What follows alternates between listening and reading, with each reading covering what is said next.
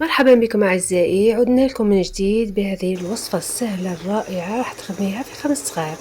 المهم رافاتني هنا الفيديو، درت 4 حبات بيض بدرجة حرارة المطبخ، درت نصف كأس سكر عادي، ودرت نصف كأس زيت، ونصف كأس حليب.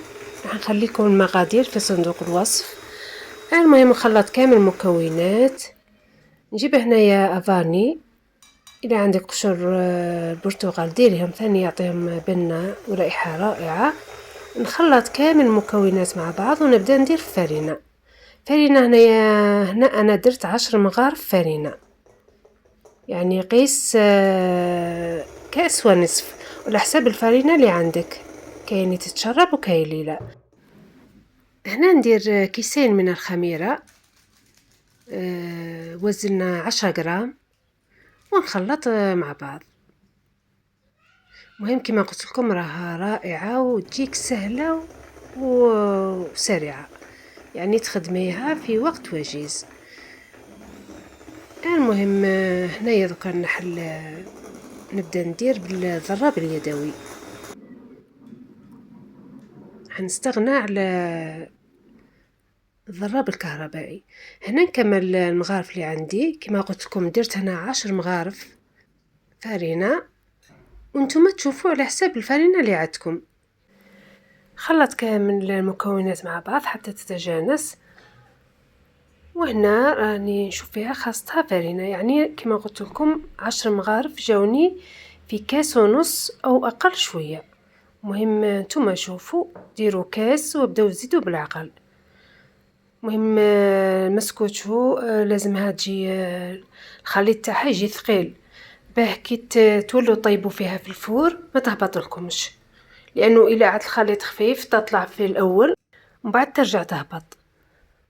هذه بالتجربة مني أنايا. هنا نزيد قليل فقط من الفرينة. مهم هنا راه خذات مني كأس وأقل شوية من النص، بالكاس اللي عبرت به في 4 حبات بيض. مهم هذا هو القوام اللي نحتاجه. نفرغوا كما هذه الطريقة اللي قلت لكم عليها أنكم من الفوق وتخلوه يهبط، والفور تشعليه قبل ما تبدي في الخدمة تاع المسكوتشو وتنقصي عليه. هنا تضربيها شوية على الطابلة تاعك باه يخرج كامل ذاك الهواء. هنا ندخلوها للفور كما قلت لكم قبل ما نبداو نشعلوا عليه، وهنا نقصوا عليها النار ونخلوها مدة ساعة غير بعد ما تطيب من تحت تشعلي ليها من الفوق وتخليها تاخذ هذا اللون الأحمر.